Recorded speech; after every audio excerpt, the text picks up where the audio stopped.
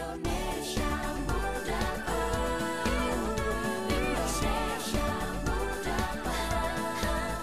yang muda yang bicara, yang muda yang berkarya untuk Indonesia.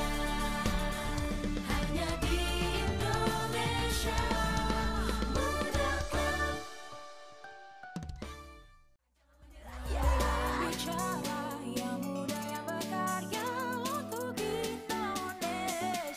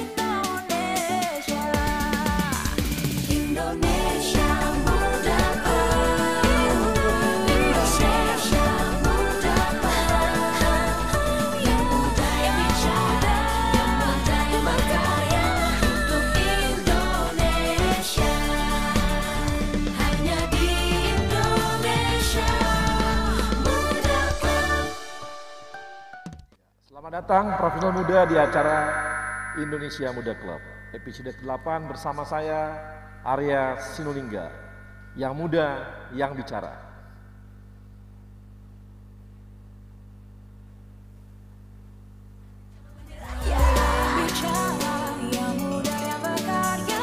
Profesional muda BUMN bisa apa?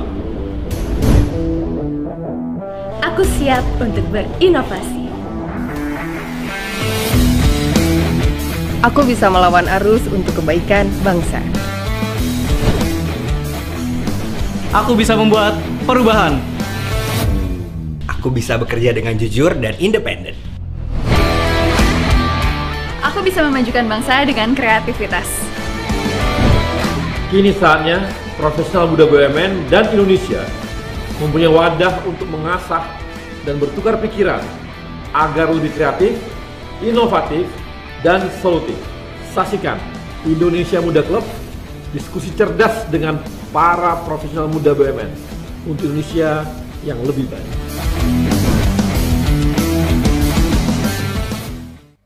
Ya, ini teman-teman, hari ini kita menarik banget karena bicara mengenai investasi. Kita tahu ya bahwa kita ini profesional, ya, profesional. Pendapatan kita dari mana sih? Dari gaji. Kemudian kalau kita karyawan, kita dari bonus gitu. Terus kapan kayanya kalau cuma dari gaji dan sama dari bonus nih gitu. Saya dulu waktu jadi profesional, sekarang di profesional masih profesional deh gitu. Dulu tuh saya ketika masih bekerja di korporasi dalam arti sebagai seorang eksekutif di korporasi, saya tuh nggak bisa mengandalkan gaji dan bonus, mungkin karena direksi gitu ya, tim dan sebagainya gitu. Nggak bisa gitu. Kita harus cari cara gimana caranya supaya kita juga punya pendapatan lain yang bisa, akhirnya kita bisa beli rumah lebih baik, kita bisa punya kendaraan lebih baik gitu ya, dan kita punya aset yang banyak juga. Kalau mengandalkan gaji, kita paling nanti biasanya beli rumah untuk lewat KPR saja gitu ya, dan lainnya. Untuk yang lainnya kita nunggu beli mobil kreditan juga yang kita cicil dari gaji-gaji kita gitu. Tapi dulu saya ini ya sekitar tahun 2012 gitu, saya mulai investasi. Saya mulai investasi lewat saham. Saya bermain saham, sahamnya ada yang harian, dan dulu sangat rajin, jadi rajin memantau saham, menghitung saham secara teknikal gitu ya, dan hasilnya cukup mengasihkan. Hasilnya cukup mengasihkan. Bisa beli mobil BMW yang paling top, bisa beli rumah, bisa invest beberapa aset-aset lain gitu ya, yang tidak mungkin saya dapatkan kalau saya hanya mengandalkan gaji gitu. Nggak mungkin, saya nggak bisa dapat sesuatu yang saya pakai, mobil saya pakai dan sebagainya dengan hanya gaji gitu. Dan semuanya adalah lewat investasi. Makanya saya sangat percaya kalau tanpa kita bermain investasi, ini berat bagi kita untuk dapat aset bagus gitu ya, punya rumah baik, oke lah dan sebagainya. Dan itu saya rasa jadi impian banyak orang gitu. Dan hari ini kita akan diskusi banyak mengenai investasi karena kami melihat juga di sini di Indonesia Muda Club bahwa kalau kawan-kawan profesional muda, sejak awal sudah mulai belajar investasi, yakin saja pasti hasilnya nanti pada saat Anda usia 30-an atau 40-an, itu Anda sudah mulai bisa, awalnya kan kita menanam lah gitu ya, bisa panen gitu. Memetik hasilnya. Ada panen gitu ya, ada panen sesuatu gitu. Nah nanti ini kita akan ditemani oleh 4 orang yang jagoan investasi, jagoan juga nanti berbagai investasi bisa kita tanyakan. Dan ini sangat menarik karena nanti berbagai macam investasi akan kita lihat nanti. Dan ini saya ditemenin oleh ada 4 orang yang bersama-sama kita. Yang pertama adalah Aldi Adrian Hartanto. Selamat sore Aldi ya. Sore Bang. Nah, Aldi ini adalah VP of Investment MDI Ventures. Dia di Telkom. Dia pernah juga di GM of Investment di Silicon Valley. kemudian kuliah di University New South Wales ya, Sempat back sih. sempat di sana, kemudian Sampurna University.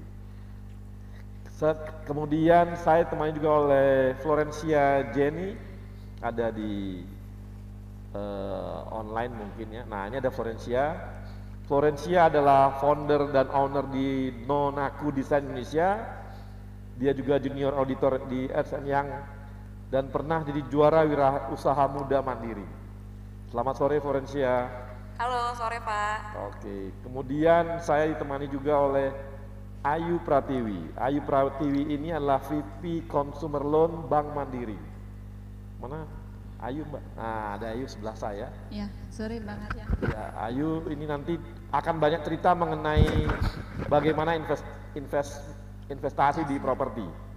Kemudian yang terakhir saya ditemani juga dengan kawan kita Ricky Juliandi. Ada Ricky? Ya, Ricky adalah Head of Product Development and Marketing BNI Sekuritas, EVP Risk Management Panin Sekuritas juga pernah. Nah ini nanti Ricky akan banyak cerita mengenai investasi di surat berharga dan sebagainya, mungkin bisa cerita nanti ini. Dan kita langsung saja, yang pertama Ricky ya. Rick, ini kan kita punya 1,4 juta karyawan BUMN. 60%-nya adalah milenial. Nah ini kira-kira Ricky bisa berbagi nggak? Kira-kira apa yang bisa teman-teman milenial bagikan atau juga dapatkan dari sebuah investasi? Dan juga kasih gambaran kira-kira investasi ini gimana ceritanya? Silakan Rick. Oke, jadi Bang, total investor di Indonesia itu sekarang sudah lebih dari 3,3 juta. Itu 70%-nya posisi Juni itu memang didominasi sama milenial. Jadi di bawah 40 tahun ke bawah. Nah, teman-teman milenial ini, investor muda ini memang instrumen yang mereka sukai itu ada di reksadana dan juga saham secara langsung. Nah, itu memang instrumen yang cocok sih untuk usia-usia muda. Jadi dari reksadana sendiri itu sebenarnya produk atau instrumen investasi yang sangat entry point ya. Karena kalau kita tahu reksadana itu memang dikelola oleh perusahaan aset manajemen, ada fund manajernya yang mengatur strategi investasi di sana. Jadi teman-teman investor muda itu ketika invest di reksadana bisa sambil belajar. Jadi memahami bagaimana cara si fund manager itu mengelola produknya. Kemudian untuk yang di saham sendiri itu juga peningkatannya cukup lumayan di saham. Jadi investor-investor muda itu karena pembelian di saham itu kan minimum 100.000 sudah bisa. Jadi sangat mudah, sangat murah, bisa langsung eksekusi karena real time dan likuiditasnya juga cepat. Jadi jual hari ini, 2 hari kemudian dananya bisa ditarik. Jadi tadi berapa jumlah orang milenial yang sudah masuk di investasi saham? Sekitar 70% Bang. 70% itu di saham dan reksadana saham reksadana. ya? Jadi dari 3,3 juta. Oke, rata-rata mereka berinvestasi berapa ya? Kenapa Bang? Berinvestasi berapa besar? Macam-macam Bang. Jadi mungkin secara average bisa mulai dari 10 ya. Rata-rata. Karena mereka staging mulai masuk dikit-dikit dulu belajar, nanti lama-lama ditingkatin sama teman-teman muda itu. Yang sudah masuk ke permainan saham atau dana reksadana ini kira-kira sudah berapa juta orang ya dari kaum milenial Indonesia? Kalau yang reksadana itu 20% kayaknya Bang. 20%. Cukup banyak juga ya? Lumayan Bang. Karena ekosistem reksadana sendiri cukup meningkat signifikan ya Bang. Karena ada fintech yang jual. Kalau dulu kan memang cuma di sekuritas atau agen penjual. Jadi kalau sekarang kan sudah bisa dibeli di fintech atau mungkin di beberapa e-commerce juga sudah bisa. Oke, jadi sekarang sepertinya nih ya saham sudah retail aja gitu ya. Jadi lebih gampang untuk belinya, atau dana reksa juga gampang belinya karena udah retail gitu ya. Betul. Itu mereka udah pakai online apa semuanya bank-bank sekarang udah menyediakan juga untuk dana reksa sekuritas ya, artinya dana reksa yang bisa beli online atau bisa lewat apa gitu untuk beli saham? Kalau saham itu memang real time ya Bang ya. Jadi pakai aplikasi yang udah disediakan di masing-masing sekuritas gitu. Jadi memang bisa langsung transaksi jual beli. Reksadana juga sekarang sudah begitu Bang. Jadi bisa kita monitor secara mobile. Nggak perlu pakai agen lagi atau masih pakai agen? Kenapa Bang? Masih pakai agen? Ya, pakai handphone bisa, pakai laptop bisa, aplikasinya agen, banyak. agen artinya broker. Gimana Bang? Ada yang pakai broker juga? Masih ada yang broker, cuman kalau yang broker itu biasanya lebih ke nasabah yang agak besar, punya kesibukan tinggi gitu ya Bang. Masih bisa telepon ke brokernya. Nah ini, tapi artinya ada peningkatan dong ya, ada peningkatan dari teman-teman milenial untuk masuk di investasi saham dan investasi dana reksa gitu ya. Gimana Bang? Mungkin ini ada suaranya. Apakah sekarang ini sudah banyak ada peningkatan dari milenial kita Indonesia untuk berinvestasi di saham dan di dana reksa gitu? Reksadana iya betul Bang. Peningkatannya signifikan. Signifikan sekali. Apalagi dari sejak pandemi. Itu juga mungkin karena semua di rumah, jadinya mencari kesibukan pada buka account di investasi. Jadi peningkatannya memang cukup luar biasa Pak. Oke Rick. Ini sementara saya seperti dulu untuk Ricky, nanti saya akan tanya lebih detail lagi mengenai investasi saham tuh apakah gampang atau bagaimana, atau permainannya bagaimana, ada hitungannya atau kita ikuti apa, milihnya sahamnya bagaimana. Nah ini sebelumnya lebih jauh lagi saya mau ngobrol dengan Flo ini. Halo Flo. Halo Pak. Nah, Flo, ini gimana dengan ini ya? Flo kan sudah jadi ini ya, seorang wirausaha muda mandiri gitu ya. Nah kemarin itu ketika Flo mau menetapkan diri untuk bikin bisnis, ini apa pertimbangannya langsung bisnis? Oke, sebenarnya sih awalnya untuk memulai bisnis, waktu saat mulai itu nggak ada pertimbangan apa-apa Pak. Sebenarnya awalnya pada saat kuliah, saya dan adik saya ingin membantu orang tua untuk meringankan biaya kuliah. Nah, tapi sebelum saya lulus kuliah, usaha itu kan sudah ada Pak. Nah, sebelum saya lulus itu saya sempat direkrut oleh satu kantor akuntan publik. Terus kemudian sebelum saya memutuskan untuk fokus di online shop ini yang zaman dulu itu belum sengit sekarang bisnis online, saya bandingkan sih antara profit di mana saya hanya memberikan sumbangsi kira-kira hanya mungkin 20% dari energi dan waktu saya, tetapi bisa menghasilkan 300% dibanding pendapatan saya pada saat itu. Jadi saya memutuskan saya fokus di sini. Jadi akhirnya mengambil keputusan untuk berbisnis gitu ya? Ya betul Pak. Nah itu dananya dari mana, orang tua atau dari mana gitu? Nah karena usaha ini diawali untuk membantu orang tua pada saat itu, jadi kita memulai usaha ini tanpa modal. Jadi buat yang nonton di sini nih, kalau kalian nggak punya modal, aku juga bisa kasih tahu kalian karena aku udah ngalamin sendiri, bisa banget loh untuk investasi itu tanpa modal. Jadi mungkin sedikit aku cerita ya Pak ya, gimana caranya ya. Jadi pada saat itu aku mulai jualan itu waktu zaman BlackBerry itu lagi hits. Nah jadi kita memanfaatkan platform tersebut, handphonenya pun aku menang dari acara buket bunga di suatu pesta pernikahan saat itu. Nah jadi kita cuma upload gambar, terus kita istilahnya jual gambar, setelah ada yang beli, terus kan orang itu bayar ke kita. Dan ada keuntungannya sama harga modal tuh. Modalnya kita bayarin ke supplier, nah dari profitnya itu, nah kita terus puterin tuh Pak. Kita nggak semuanya kita gunakan untuk konsumsi, hanya 30% saja. 70% kita komitmen untuk kita terus putarkan hingga awalnya dari hanya sebuah online shop, kini berubah jadi perusahaan. Dulu yang kamu jual apa aja, Flo, awal-awalnya? Yang aku jual, sebenarnya awalnya aku jualan casing BlackBerry dulu saat itu Pak. Terus kami mengalami kegagalan.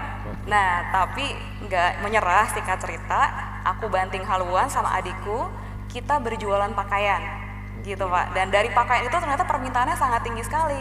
Kita menjual pakaian dengan brand Nonaku Signature, di mana menyediakan produk yang murah berkualitas bagi rakyat Indonesia. Kamu bikin brand sendiri atau produk sendiri atau dibuat juga? Brandnya brand sendiri? Brand sendiri Pak. Produknya bikin sendiri atau ke luar? Pada awalnya, pada saat kita nggak punya modal dan hanya mengumpulkan modal, kita merisel barang orang lain, Pak, menjual kembali barang orang lain. Nah, setelah kita komitmen tuh dananya 70% keuntungan kita terus putarkan, kita bisa produksi sendiri, Pak. Dan brand kita semakin besar, bahkan kita juga ada lini B2B di mana kita bisa produksikan untuk orang lain juga.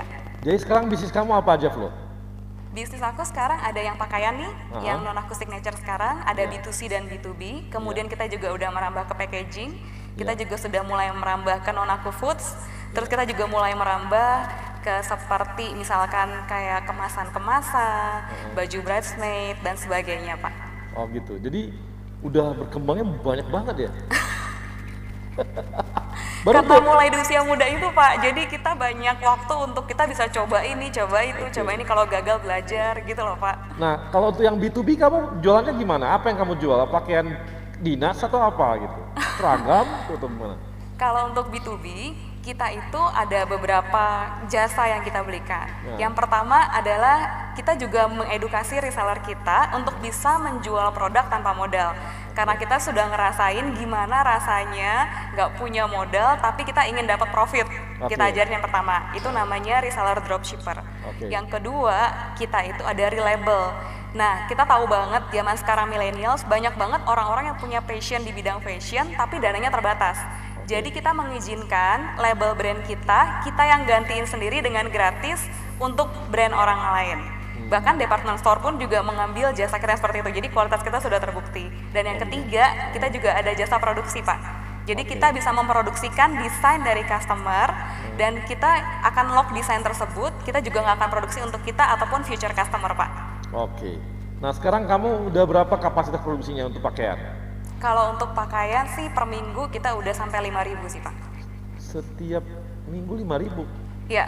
Kita juga ada bantu produksi APD juga, masker juga kalau di new normal ini sih, Pak. Oh, sampai jual APD juga? Iya.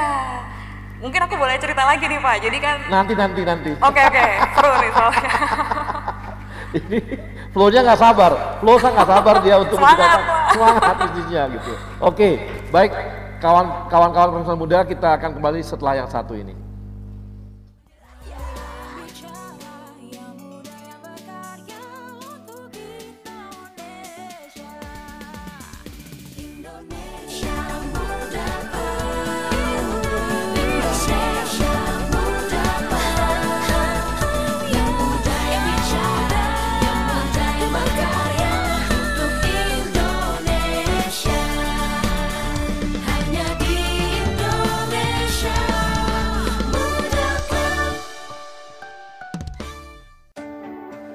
Sebuah semangat baru dalam menghadapi tantangan di masa depan. Kementerian BUMN dan seluruh BUMN di negeri ini terus bekerja keras untuk meningkatkan nilai ekonomi dan sosial demi kepentingan masyarakat luas. Melalui inovasi model bisnis yang akan mendorong mesin pertumbuhan dan kepemimpinan teknologi agar siap menghadapi perubahan. Melalui peningkatan investasi dan terciptanya ekosistem investasi yang sehat. Pengembangan talenta adalah kunci agar BUMN siap bersaing secara global. Semua ini hanya untuk negara dan bangsa, untuk Indonesia. Semangat baru ini kini hadir dengan wajah baru, dengan bentuk visual yang terinspirasi semangat inovasi dalam pemanfaatan teknologi. Dalam komposisi yang menggambarkan semangat kolaborasi, membentuk inisial institusi kebanggaan kami, bersanding dengan lambang negara Indonesia tercinta, Garuda Pancasila.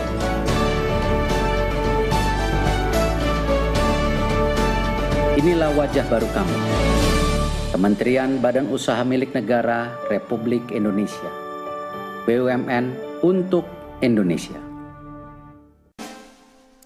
Ya pemirsa, inilah Edgar si tukang belanja online. Baru beli sneakers nih ya. Edgar ambil HP tuh. Edgar nemu jaket ternyata gercep sekali mau bayar dia. Ya, saldo elektroniknya kurang saudara-saudara. Edgar mulai top up dan sold out karena Edgar terlalu lama. Lu sih berisik. Ribet amat belanja online, debitin aja pakai Mandiri. Hah? Debit Mandiri bisa buat belanja online? Caranya? Gampang kok. Pilih bayar pakai debit, masukkan nomor kartu, masa berlaku, CVV di belakang kartu, dan kode OTP yang lo terima. Kok aku nggak terima kode OTP-nya? Gak masalah, gak semua toko online butuh OTP.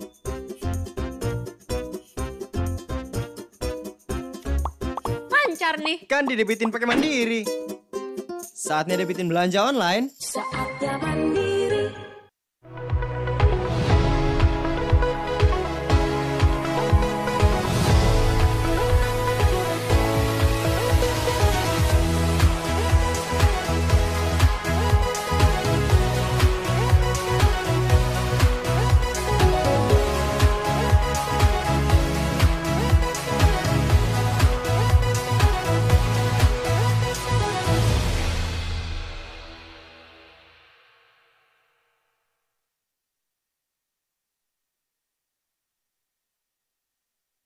Profesional muda, kita kembali lagi dan kita saat ini kita mau ngobrol-ngobrol dengan Mbak Ayu. Mbak Ayu adalah VP Consumer Loan di Mandiri. Mbak, ini gimana mengenai investasi di properti itu gimana ceritanya? Ya, kalau tadi kan Ricky sudah menceritakan kalau profesional muda itu ingin berinvestasi kan bisa tuh melalui reksadana, saham, kemudian juga tadi Flo juga menyampaikan cerita usahanya dia gitu kan ya.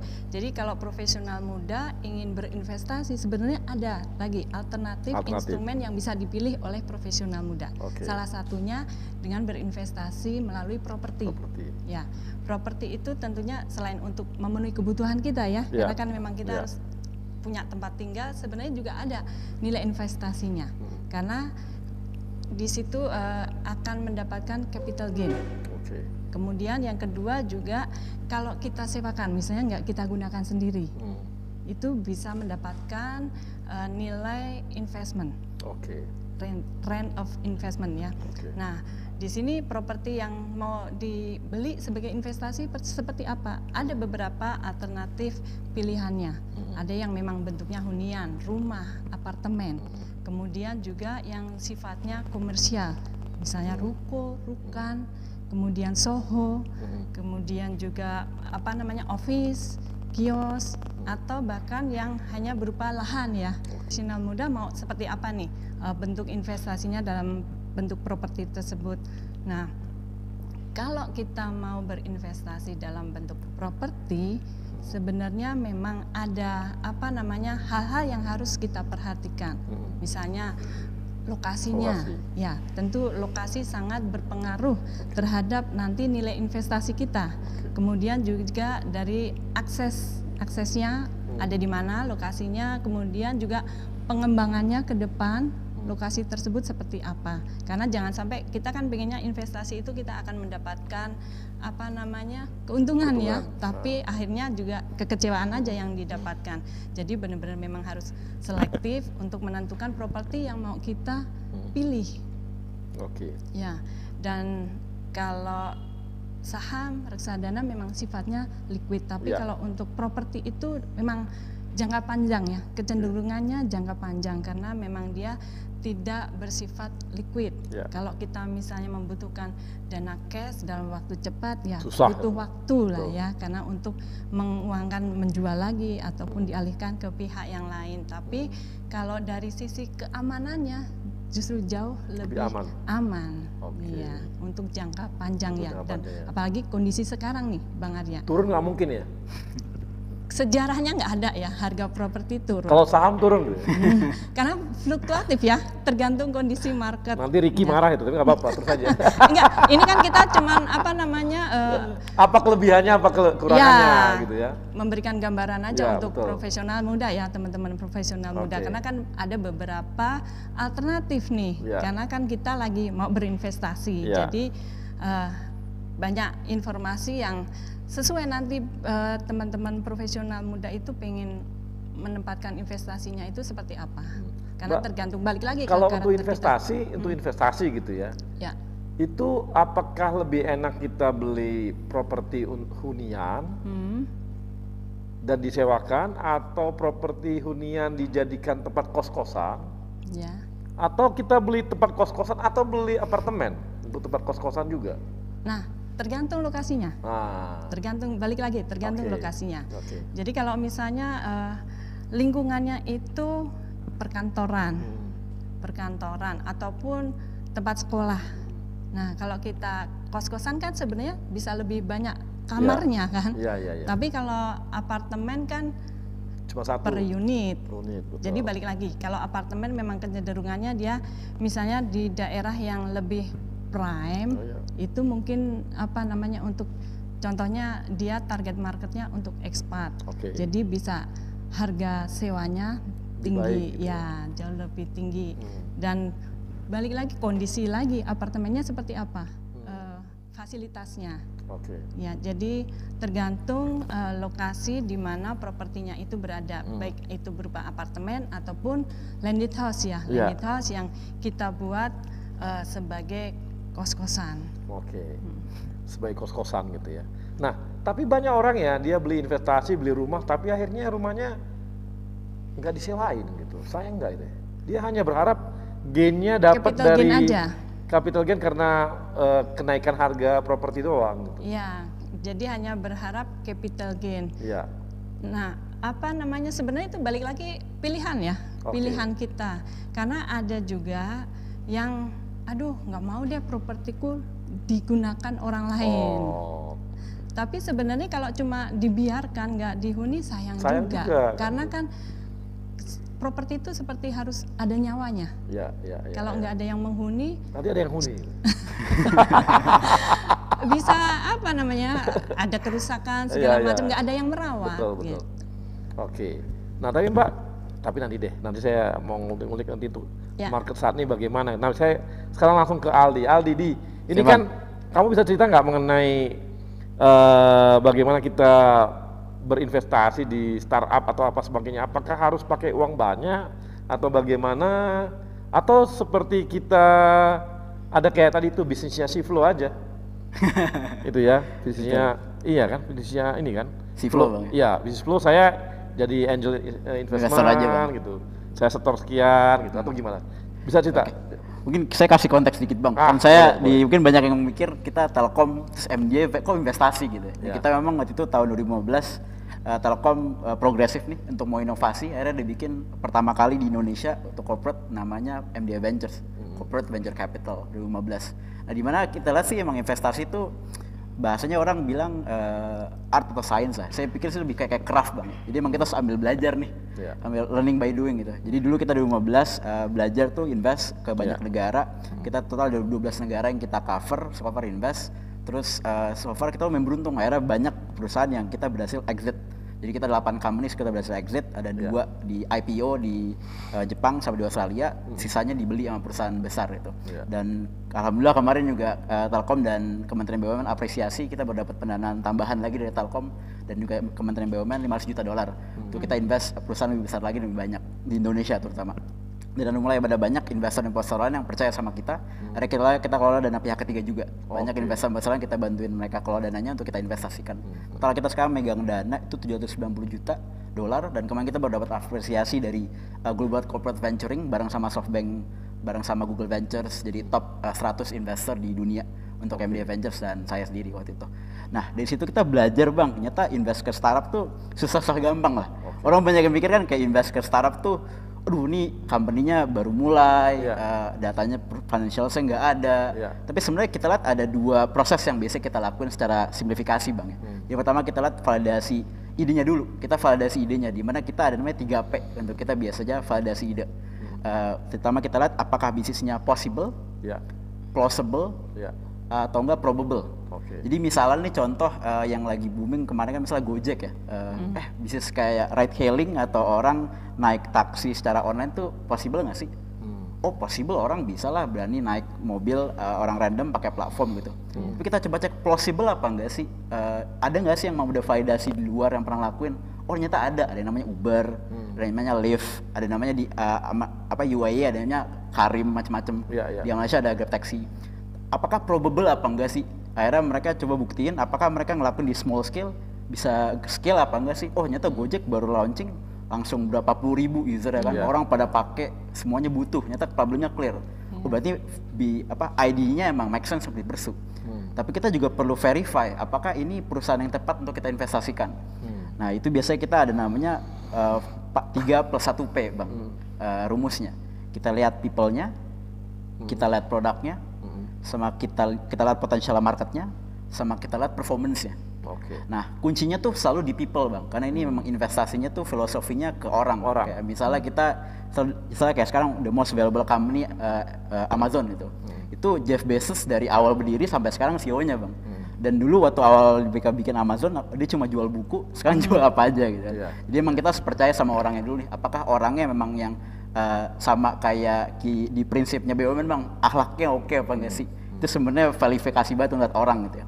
Terus produknya itu kita lihat problem sama solutionnya fit nggak sih? Emang dia beneran solving the right problem apa enggak with the right solution gitu. Nah, besok kita validasi lagi dari marketnya. Ini kan bikin bisnis bukan charity Bang ya. Beneran ada marketnya nggak sih? Ada orang yang mau bayar apa enggak sih? Potensialnya segede apa sih kalau misalnya emang mereka bisa scale bisnis sampai gede. Habis itu terakhir kita validasi dari performance. Emang numbersnya oke apa enggak gitu Bang biasanya. Kalau gitu harus investasinya besar-besar dong. Gak selalu Bang, jadi sekarang mulai ada banyak platform. Jadi kayak kita di MDA sendiri, kita kan dapat dana besar tuh dari Telkom. Kita lihat kita juga harus mendukung ekosistem yang lebih early. Jadi makanya kita mulai bikin pendanaan-pendanaan untuk bisa invest yang company lebih kecil-kecil lagi. Sampai akhirnya kita lagi mau bikin inisiatif untuk angel investor. Jadi kita mau bikin angel investor network untuk memberikan edukasi dan pendampingan untuk gimana biar orang-orang Indonesia, terutama mungkin awalnya mungkin lebih ke high net worth dulu, tapi gradually yang untuk orang umum kita bisa kasih pendanaan ke startup juga lewat skema crowdfunding. Jadi di mana dari sisi OJK license-nya juga sudah ada crowdfunding. Itu kita lagi coba explore apakah kita bisa memfasilitasi network tersebut untuk bisa langsung pendanaan, termasuk dengan profesional BUMN juga untuk bisa kasih pendanaan ke startup langsung lewat platform tersebut. Tapi kalau yang namanya early banget itu menilainya berat banget ya, karena seperti saya kasih contoh di Cina aja. Cina itu kan dia ada ini ya, startup dulu yang namanya orang pakai sepeda itu loh. Oh, mau bike gitu Bang. Kan sekarang dulu itu dikira orang pasti bakal naik nih, ternyata mati gitu. Betul Bang, jadi hukum investasi dan keuangan high risk high return Bang, itu selalu kayak gitu. Tapi risk itu banyak orang yang bilang hilang, kita harus hindari. Tapi kalau menurut kita tuh risk harus kita embrace dan kita manage. Gimana nih nge-manage risknya tadi? Makanya tadi kita ada beberapa proses Bang. Banyak tuh problemnya orang tuh biasanya kalau dulu emang zaman saya baru mulai industri ini sekitar 8 tahun yang lalu, orang strategi namanya spray and pray Bang. Jadi mereka invest yang banyak nih, 100 misalnya, ya mungkin satu ada yang jadi Tokopedia deh mungkin, dimana itu bakal nutupin resikonya. Tapi kita percaya harus yang prudent, makanya prosesnya kayak tadi Bang. Kamu percaya nggak? Saya pernah bikin gaya seperti startup untuk sepak bola. Namanya apa Bang dulu Bang?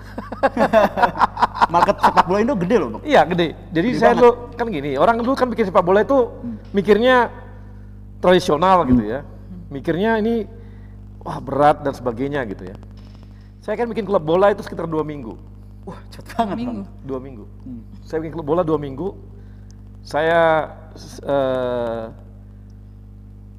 jual idenya gitu ya, jual idenya. Saya hitung berapa biaya untuk dapat pemain. Saya ambil pelatihnya yang sangat terkenal. Udah. Habis itu mulai saya bikin timnya. Oke Bang. Setelah saya bikin timnya, saya hitung begini. Saya bilang, saya mulai presentasi ke banyak orang. Saya bikin crowdfunding. Udah, saya bikin crowdfunding. Habis itu saya tawarkan nih. Ini kalau kan masuk Liga 3. Kalau masuk Liga 2, nilai valuasi klub bola kita itu mencapai 10 miliar. Sampai 15 miliar. Saat ini saya buka peluang 50 juta rupiah aja untuk crowdfunding untuk berapa orang. Saya buka sekitar 25% saham saya buka. Saya kemarin dapat sekitar 1 miliar. Wah, oke banget Bang. Udah. Saya bikin di Sumatera Utara. Tanding, juara Liga Sumatera Utara. Oke Bang. Udah. Habis itu masuk ke Liga Nasional. Itu pengeluaran saya tambah. Pasti kan, karena scale kan. Scale-nya kan tambah. Akhirnya hanya dapat memang 16 besar di nasional. Bayangin sebuah klub bola saya buat hanya dalam tempo 2 minggu. Saya jadi menang di provinsi Liga 3, habis itu 16 besar. Satu langkah lagi hari itu. Kalau satu langkah lagi menang 8 besar, saya masuk Liga 2. Langsung valuasinya 15 miliar.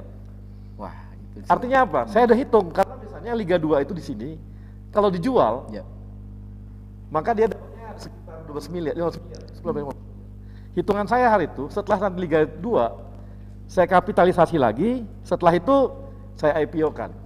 Kayak Bali United. Bali kemarin baru IPO kan Bang? Iya. Persib kan mau bikin juga. Betul, betul. Banyak klub bola itu jadi susah untuk jadi IPO karena dipakai gaya tradisional. Betul, sayang banget. Saya enggak, saya mainkannya itu seperti valuasi kayak MU kan. Iya, jadi dimainkannya sebagai, jadi bahwa ini ada valuasinya sekian, valuasi sekian, kalau saya lolosin, nilainya naik saham sekian, kalau lolos sekian, naik lagi. Naik lagi, betul. Dan saya jual lagi sekian persen gitu. Betul Bang. Wah, kalau saya tahu saya juga invest dulu Bang. Coba Pak, kita kenal dulu Bang. Jadi, saya mau beritahu bahwa ternyata startup itu tidak selamanya harus jadi sebuah teknologi gitu loh. Betul, karena sebenarnya perusahaan rintisan kan sebenarnya Iya, rintisan. definisinya. Iya. Tapi yang bedanya which is harus kayak Bang Arya tadi.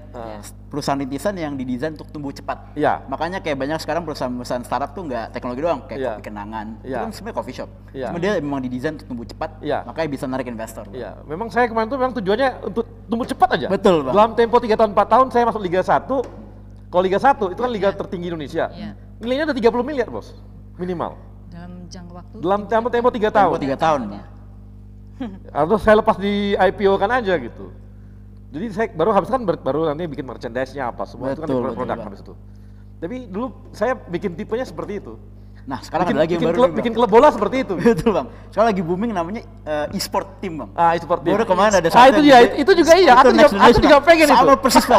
Aku juga pengen gitu. Nah, kalau Abang bikin saya invest Bang. Baik, profesional muda, kita kembali lagi setelah yang satu ini. Bicara yang muda yang berkarya untuk Indonesia. Indonesia muda, Indonesia muda,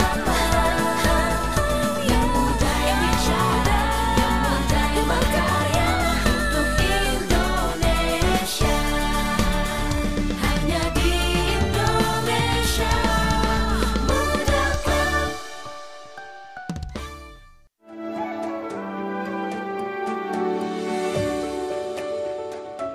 Selamat datang kami ucapkan kepada Bapak Erick Thohir, Menteri Badan Usaha Milik Negara periode 2019-2020.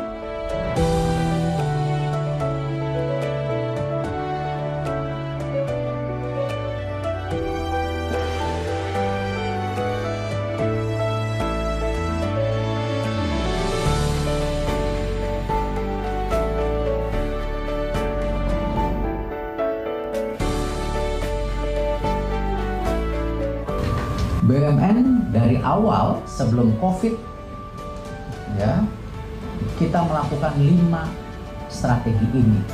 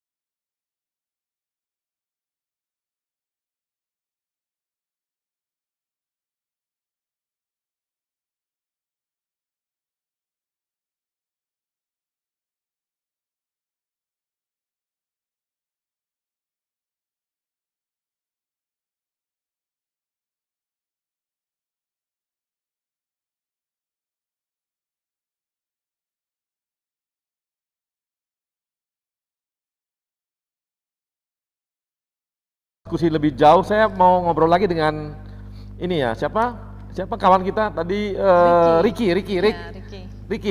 Ya bang. Halo Rick. Mana Ricky? Rick, gua mau ngulik saham Rick. Oke. Ngulik saham banget nih, karena dulu saya pemain saham gitu. Saya tuh main saham sehari, saya trading betul. Jadi bukan main di fundamental, saya main di trading. Satu hari, saya cuma megang satu hari saya harus menang 1-2% aja tiap hari. Cuma kalau dia akumulasikan sebulan 24% juga. Benar. Gimana cari bisnis? Nilainya lu dapat keuntungan, returnnya 20% sebulan. Gak ada, susah. Kalau bukan main saham. Rumah juga begitu kan? Gimana Rik? Coba cerita Rik, gimana Rik? Oke. Apa yang kelebihan main saham ini? Aku pingin supaya teman-teman dari investor profesional muda mau senang main saham nih gitu. Oke. Jadi sebelum kita mereka masuk ke investasi saham itu, pertama itu kita harus pahami bahwa tadi mungkin sudah disinggung sama Aldi juga bahwa investasi itu kan ada resiko, di mana kita memanage resiko tersebut. Ya. Jadi satu teori yang saya suka, yang biasa saya bagikan juga ke teman-teman muda itu teorinya Elizabeth Warren, itu dari cash flow management bang. Jadi 50% dari income kita itu kita harus secure buat kebutuhan primer kita. 30%-nya lagi itu kita sisihkan untuk kepentingan pribadi kita, untuk fund-nya kita. 20% lagi itu baru untuk saving sama investment. Nah itu harus disisihkan dari awal, bukan disisakan ya bang ya. Karena tadi investasi itu ada resiko, apalagi kalau kita prefernya memang ke saham yang benar-benar high risk. Itu dalam hitungan menit aja, misalnya kalau kita nggak siap, itu harganya bisa turun. Nah, kembali tadi pemilihan sahamnya sendiri. Saham itu ada 700-an yang ada di Bursa Efek sekarang. Itu mulai dari fundamental itu harus kita pilih baik-baik. Saham yang benar-benar perform secara laporan keuangan, secara operasionalnya, itu bisa kita kulik di laporan keuangannya. Kemudian setelah itu kita bisa masuk ke yang namanya tadi yang abang suka itu analisis teknikal. Kita baca pergerakan harga sahamnya. Kapan kita harus masuk nih? Jangan sampai pas lagi tinggi-tingginya kita malah masuk. Itu yang harus dipahami. Nah, edukasi ini memang sekarang sedang kami giatkan juga dari Sekuritas dan juga Bursa Efek Indonesia. Itu dari tahun 2015 ya. 2015 itu kita sudah bareng-bareng kita campaign yang namanya Yuk Nabung Saham. Nah, di situ kita mengajak teman-teman muda itu mengenal saham. Kemudian dari situ kita ajarkan juga cara milih sahamnya. Nah, gitu. Jadi ini ya, high risk high value lah ya. Betul. Ya. Saya dulu Rik mainnya nggak banyak Rik, 1%, 2% sehari. Cuma saya main 1M, 2M. Gede bang. Tapi saya jadi dapatnya 20 juta sampai 40 juta sehari.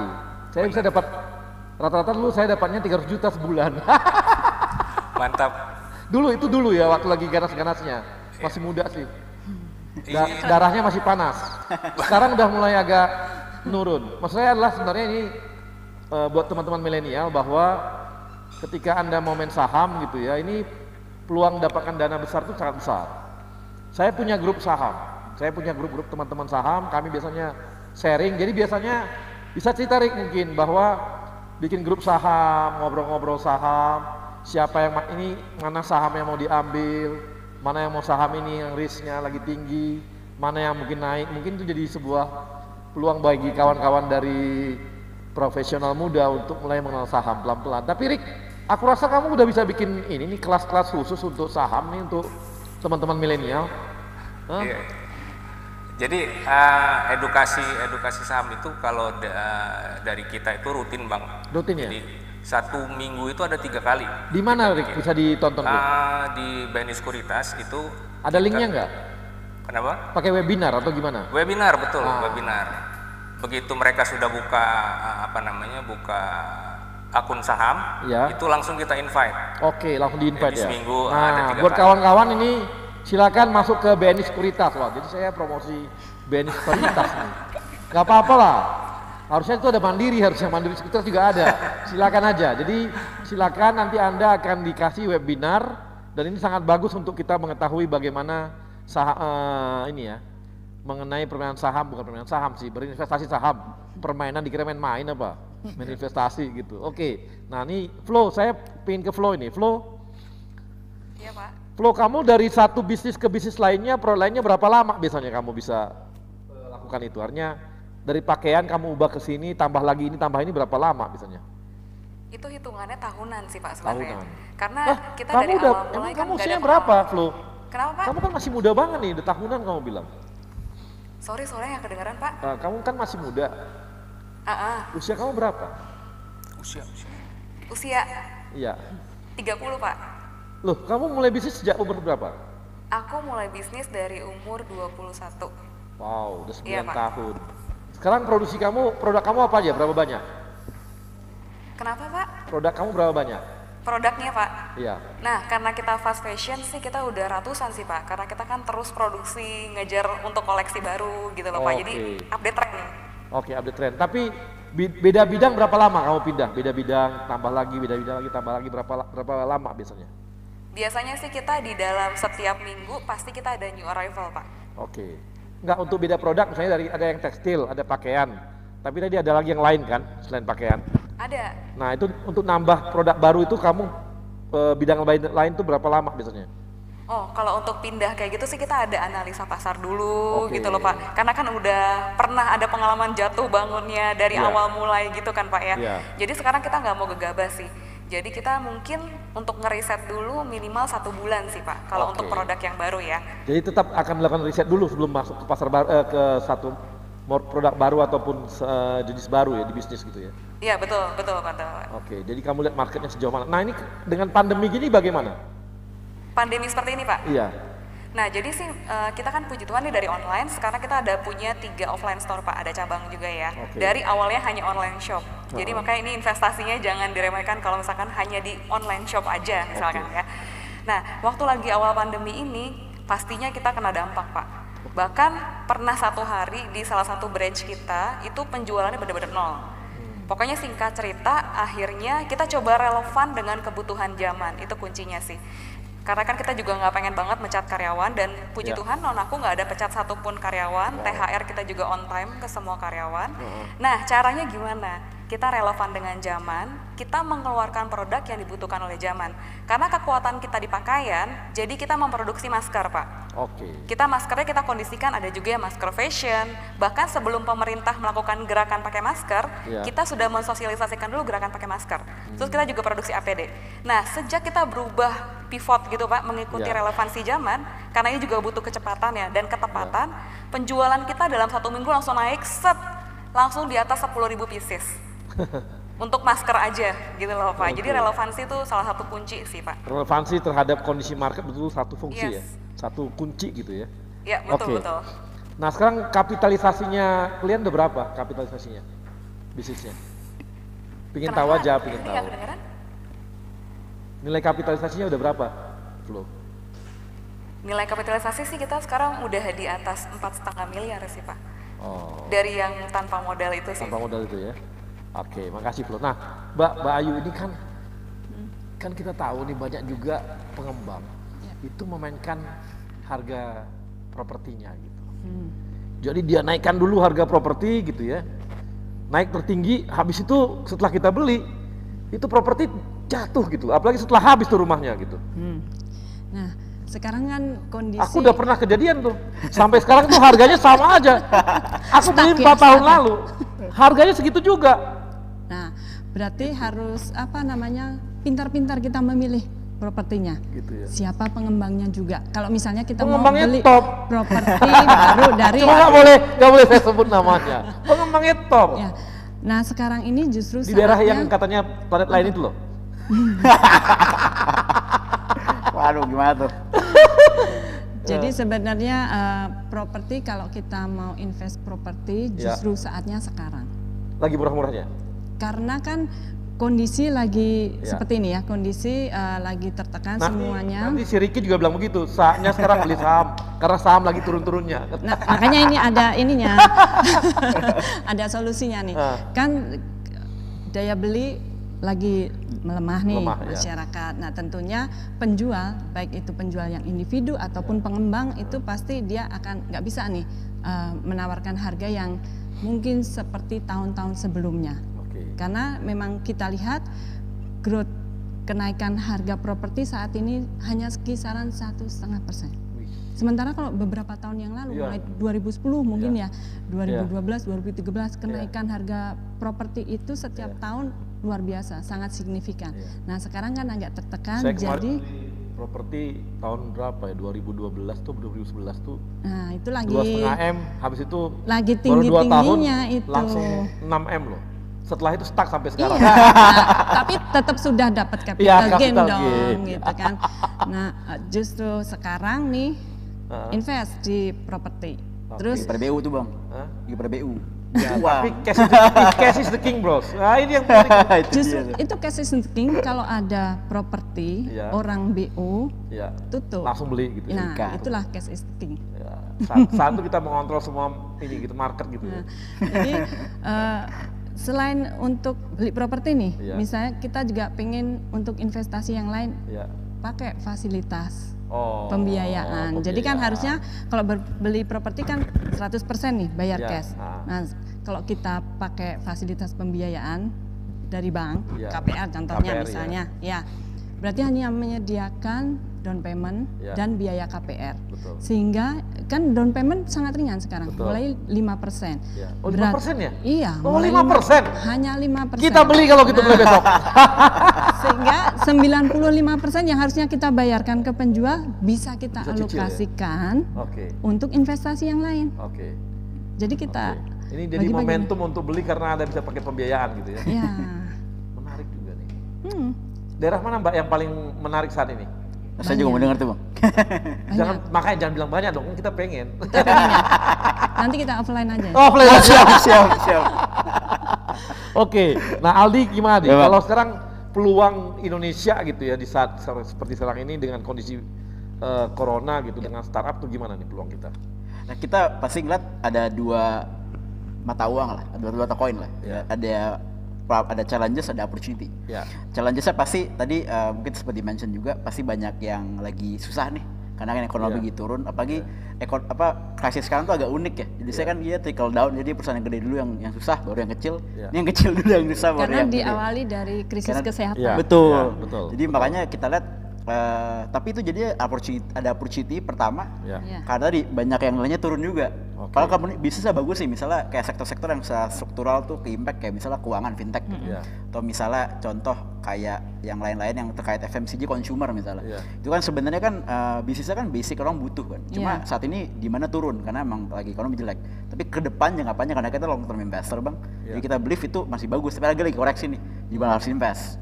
Sama kedua kalau buat startup kita believe COVID itu tuh untuk pandemi itu malah jadi Chief Innovation Officer katanya bang. Jadi malah jadi akselerasi karena orang adopt digital bang. Semua orang nggak ada yang mau ketemu orang, semua pakai platform. Jadi banyak opportunity yang mungkin tadinya kita lihat belum waktunya, sekarang jadi ada waktunya. Kayak contoh misalnya orang dulu nggak mau chat sama dokter, mereka pengen ke rumah sakit. Sekarang mau nggak mau, mereka chat dokter.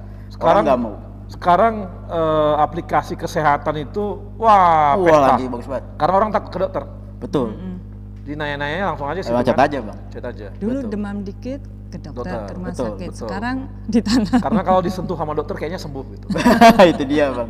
Efek psikologisnya ada. Kalau sekarang nggak juga gitu. Kalau sentuh malah takut sakit. Sentuh kita takut. Rapid dulu. Nanti kena corona bahaya kita. Itu dia. Nah, saya pengen tahu itu kalau di teman-teman di MDA itu ada nggak metode yang tadi crowdfunding itu minimal jadi angel investor tuh udah dibuat nggak misalnya? Minimal 50 juta udah bisa jadi angel investor. Jadi kita masih coba ukur-ukur sih bang. Jadi mungkin kalau buat yang level mass itu kita masih belum fokus dulu. Kita mau fokus yang validasi yang gede-gede dulu bang. Yang high net of individual lah. Di gradual sih kita expect pengennya nggak beda jauh sama kayak invest saham. Orang bisa langsung kasih dana 5-10 juta bisa jadi pegang saham karena juga udah ada license-nya juga bang di Indo. Di OJK untuk crowdfunding. Nanti kedepannya pengen seperti itu sih bang. Di saat ini kita lagi mau validasi idenya dulu. Iya. Jadi saya cukup tertarik gitu ya mengenai angel investment tapi dengan cara dana yang sangat kecil tadi. Minim betul. Itu kan memberi ruang besar kepada pada orang ya. Betul. Kita tahu dulu kan di saham aja satu lot tuh minimal berapa? Betul, kan Bang. sudah turun bisa gitu lebih ya. sedikit lagi, Bang. Lebih sedikit. Baru perbedaan antara satu dulu kan saham tuh naiknya berapa ya? 50 atau berapa? Sekarang kan udah turun gitu. Ya. Jadi membuat ruangnya untuk bermain makin Iya. banyak Betul, gitu. Bang. Jadi kerugian juga makin kecil kemungkinannya. Jadi orang makin gampang untuk invest gitu kan. Nah, mungkin angel investment juga bisa seperti itu untuk crowdfunding tadi kan. Kedepannya kita harap Kedepannya seperti itu ya, Bang. karena cukup banyak sebenarnya. Sebenarnya banyak opportunity. Banyak banget opportunity di sana dan belum ada yang garap gitu. Belum ada yang garap kan gitu. Apalagi dikasih ruang-ruang bahwa keuntungannya sekian persen, tapi asal jangan nipu aja. Betul dia. Itu yang kita lagi verifikasi dulu, Bang. Jangan Karena sampai itu. kan tahu kan ada yang kemarin Investasi bodong itu juga kita nggak mau tuh, Bang. Bukan yang sampai kemarin rame itu loh. Sangat diadu-adukan itu kan juga bikin menakutkan bagi Oh, itu investor. dia betul, Bang. Tahu kan? Iya, tahu. Tahu kan? Kita diem aja. Cuma saya nggak boleh ngomong. Saya juga boleh ngomong, Bang. Baik, ini juga kita terima kasih kepada kawan-kawan Nobar, teman-teman ITDC, PPD dan Rekayasa Industri. Ini teman-teman di Rekayasa Industri ini anak-anak ITB ini banyak ini, pintar-pintar tapi kaku. Kenapa gitu tuh, Bang? Ya karena tahunnya belajar aja baru bikin sesuatu. Jadi mereka investasi agak-agak kurang. Waduh. Tahunnya sayang bangun-bangun, nanti makanya perlu diajari tentang ITB itu. Kita ngobrol-ngobrol ntar, Pak. Iya perlu. Direkin tuh perlu sepertinya. Nah, saya mau nanya nih sama teman-teman. Nah, Mbak Flo, udah investasi di mana aja? Komen Mbak Flo. Saya mau nanya Mbak ini, Mbak Mas Aldi, udah investasi di mana aja? Ada investasi nggak? Saya Cerita ngobrol-ngobrol lah. Saham, majority saham, ya? sebagian kecil di suatu utang bond. Oke. Terus invest beberapa bisnis temen. Oke. Startup tadi angel investing kecil-kecil. Ya. Atau saya bikin bisnis sendiri juga. Oke. Invest itu sama pasti invest diri sendiri lah, Bang, buat belajar gitu-gitu. Oke. Kalau Mbak Ayu? Ya lagi belajar juga nih investasi saham. Saham juga ya. Kalau Rik, lo main saham nggak Rik? Ada, Bang. Ada juga? Ada. Banyak? Ya relatif loh, Bang. Relatif. Ricky ini pasti tahu aja dia bocoran, mana yang mau naik mau turun lengkap dia. Harus bagi-bagi. Harus bagi-bagi informasi gitu. Kalau Flo gimana? Ada nggak di luar dari bisnis sendiri? Ada nggak investasi tempat lain? Ada. Properti ada, atau apa gitu? Di emas. Oh di emas. Iya. Oke. Terus kemudian ada juga di properti. Oke. Di aset bergerak sama di perusahaanku. Aset bergerak mobil, maksudnya sewa menyewa? Kenapa? Sewa menyewa mobil? Iya ada juga sih yang Oh pakai rental? kadang-kadang. Oh, karena saya kan kadang-kadang bingung nih. Investasi di modal barang bergerak itu kan pusing gitu. Karena biasanya turun harganya gitu. Iya. Mungkin rental kali ya. Rental kamu banyak juga. Ekspedisi ya. Ekspedisi, oke. Terima kasih. Dan kita akan kembali lagi yang setelah yang satu ini.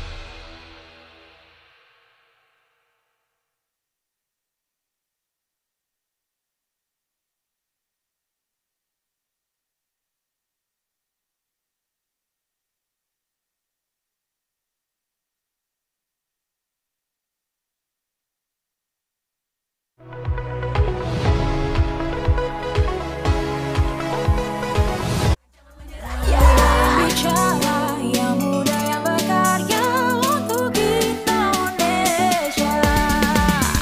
Indonesia muda, Indonesia muda, yang muda yang bicara, yang muda yang berkarya untuk Indonesia. Hanya di Indonesia Muda Club. Sebuah semangat baru dalam menghadapi tantangan di masa depan. Kementerian BUMN dan seluruh BUMN di negeri ini terus bekerja keras untuk meningkatkan nilai ekonomi dan sosial demi kepentingan masyarakat luas. melalui inovasi model bisnis yang akan mendorong mesin pertumbuhan dan kepemimpinan teknologi agar siap menghadapi perubahan. Melalui peningkatan investasi dan terciptanya ekosistem investasi yang sehat, pengembangan talenta adalah kunci agar BUMN siap bersaing secara global. Semua ini hanya untuk negara dan bangsa, untuk Indonesia. Semangat baru ini kini hadir dengan wajah baru, dengan bentuk visual yang terinspirasi semangat inovasi dalam pemanfaatan teknologi, dalam komposisi yang menggambarkan semangat kolaborasi, membentuk inisial institusi kebanggaan kami, bersanding dengan lambang negara Indonesia tercinta, Garuda Pancasila.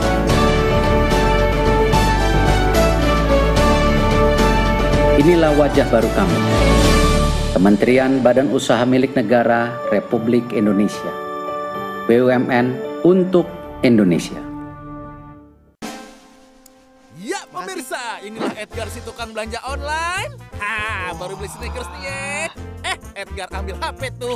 Edgar nemu jaket ternyata gercep sekali mau bayar dia.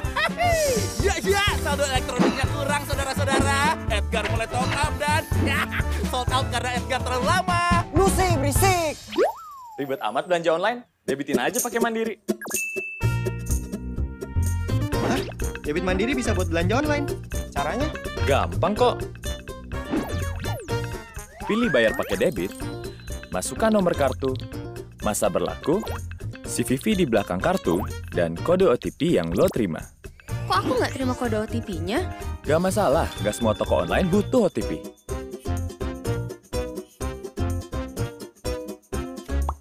Lancar nih. Kan didebitin pakai Mandiri. Saatnya debitin belanja online. Saatnya Mandiri.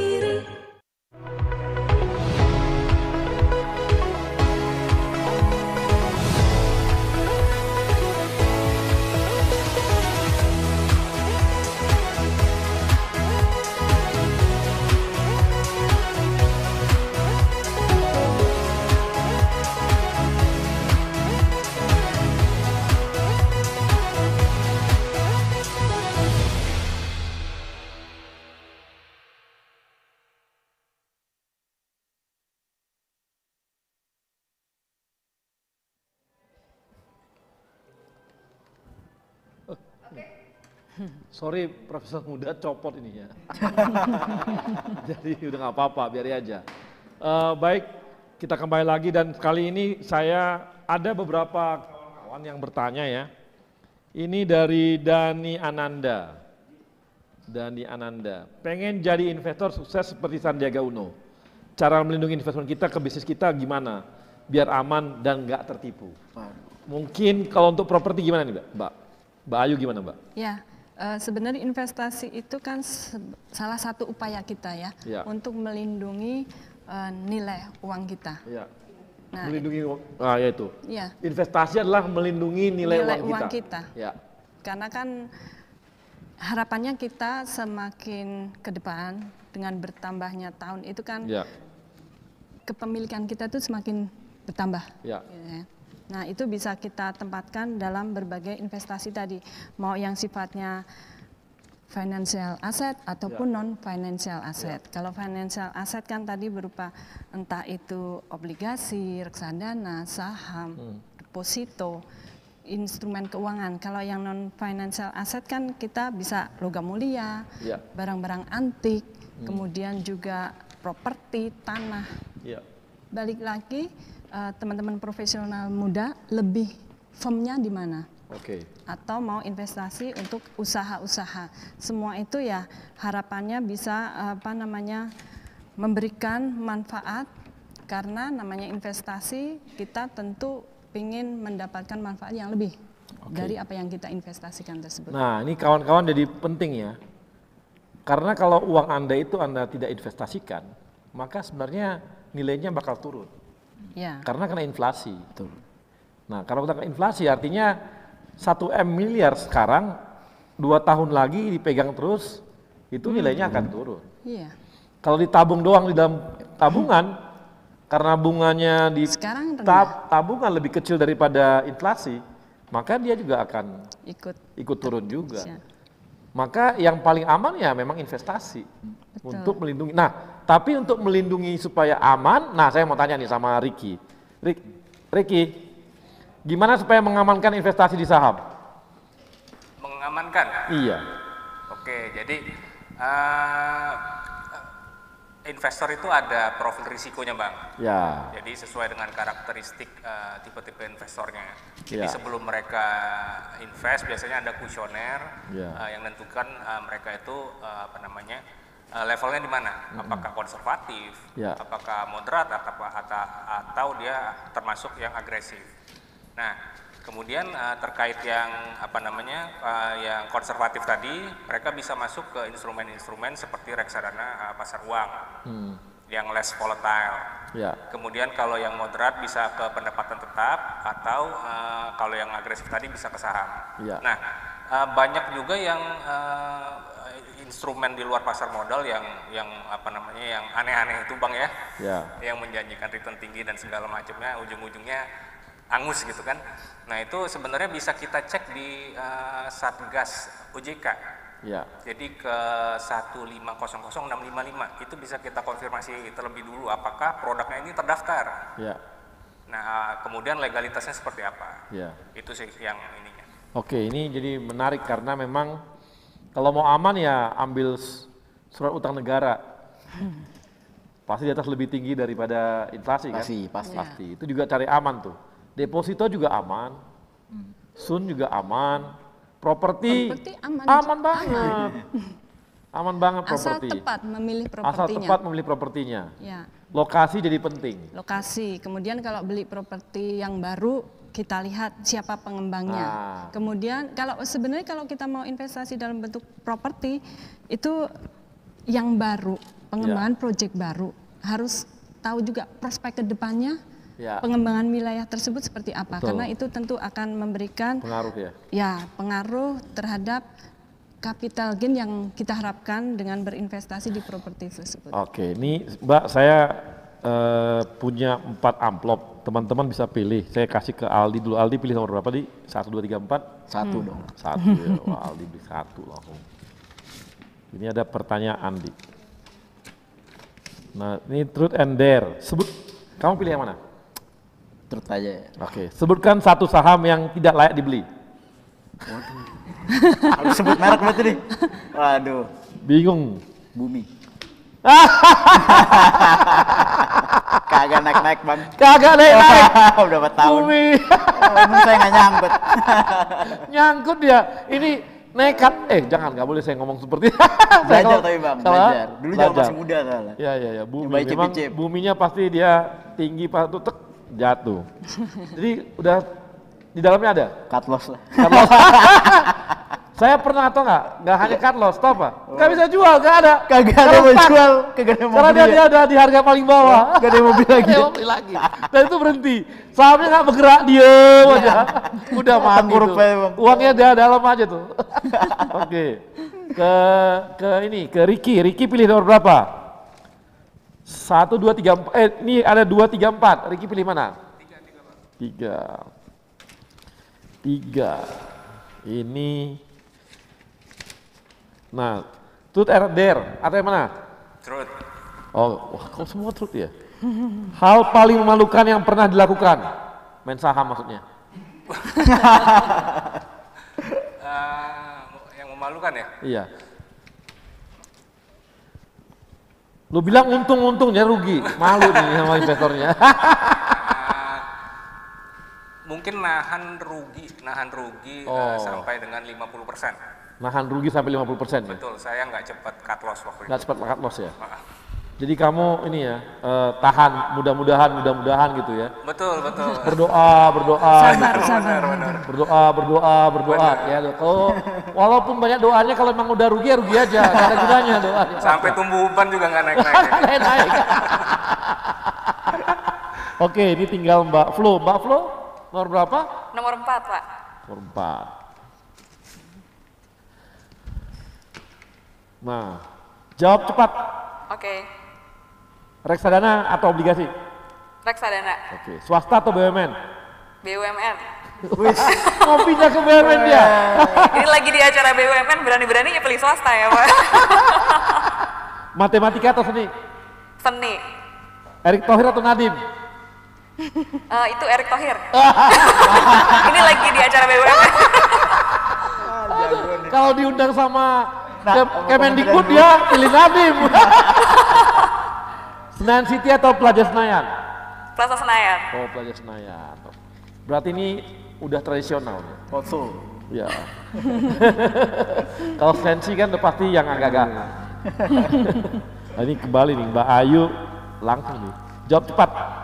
Tahan atau jual? Tahan. Wow. Sabar saya. Sabar. Sabar. Sabar. Lama atau sebentar? Waduh. Cepat. Lama atau sebentar? Lama atau sebentar? Iya. Kok bikin dalam lama? Konteksnya apa? Wah, kemana-mana nih Bang Arya, Bang udah langsung menjurus ya.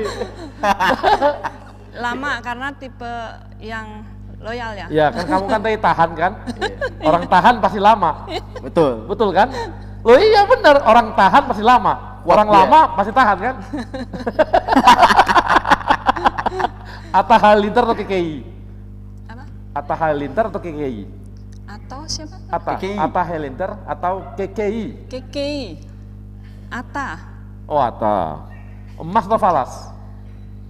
Emas atau falas? Emas. Emas. Himbara atau BCA? Wah, hati bisa keluar SK nih.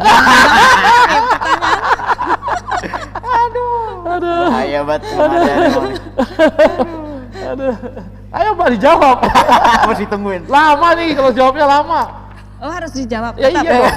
Ya kan kita ya Himbara lah pasti jawab lagi jawab. Mana mungkin berani itu dia. Pertanyaan yang nggak perlu dijawab. Nggak perlu dijawab. Ini yang bikin pertanyaan nggak bener. Nggak mungkin jawabnya yang lain. Gila apa? Oke, baik profesional muda kita sudah banyak ya. Walaupun memang ini belumlah begitu dalam. Tapi paling tidak bagi teman-teman profesional muda bahwa kalau Anda mau melindungi nilai uang Anda yang Anda miliki, maka Anda harus investasi. Ya. Investasinya nanti tergantung. Ya. Baik apakah yang memang yang cari aman gitu ya, atau yang memang dia progresif, atau yang lebih berani lagi agresif gitu ya. Kemudian juga kalau Anda hanya berpegangan pada gaji Anda, maka Anda akan ya standar naik gaji Anda aja. Dan Anda akan sangat susah juga nanti untuk menambah nilai dari dana-dana dan uang-uang Anda. Apalagi kita kan tahu kita nggak boleh korupsi kan? Ya teman-teman milenial harusnya nggak boleh korupsi lagi, itu bukan budaya kita gitu. Jadi cara yang paling aman dan nyaman cari duit adalah dengan cara investasi. Dan yakinlah kalau Anda pintar berinvestasi, maka Anda akan kaya. Udah pasti kalau kaya gampang cari jodoh. Karena cewek-cewek sekarang udah ogah.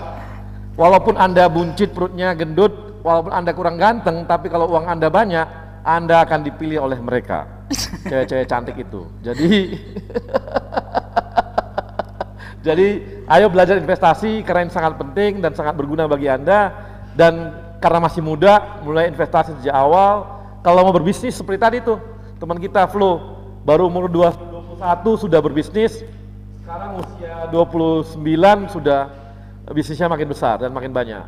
Dan kami juga menyampaikan terima kasih ke sponsor kita, ada Bank Mandiri, kemudian ada ASDP Indonesia Ferry, kemudian Pegadaian, dan terakhir teman-teman PNM. Dan tidak lupa juga kepada Yayasan BUMN yang tetap mendukung dan mensupport Indonesia Muda Club. Sampai ketemu di episode mendatang. Terima kasih.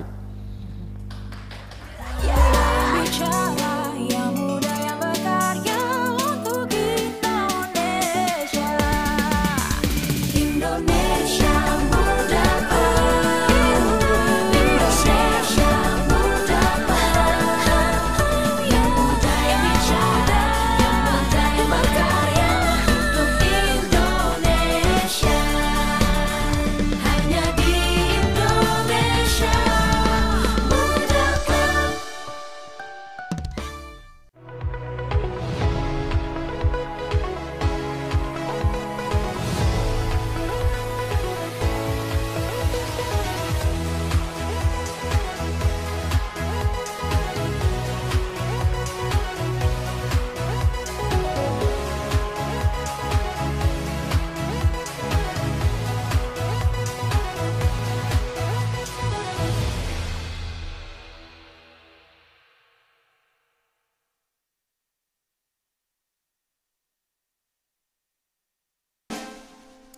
Ya pemirsa, inilah Edgar si tukang belanja online.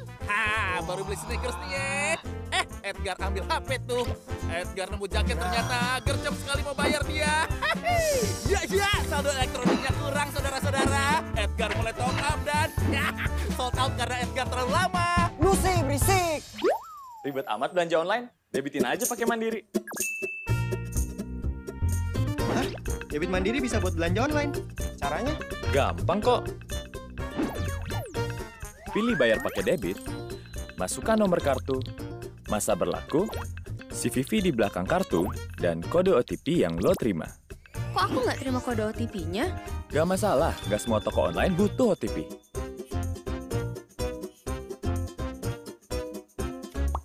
Lancar nih. Kan didebitin pakai Mandiri. Saatnya debitin belanja online. Saatnya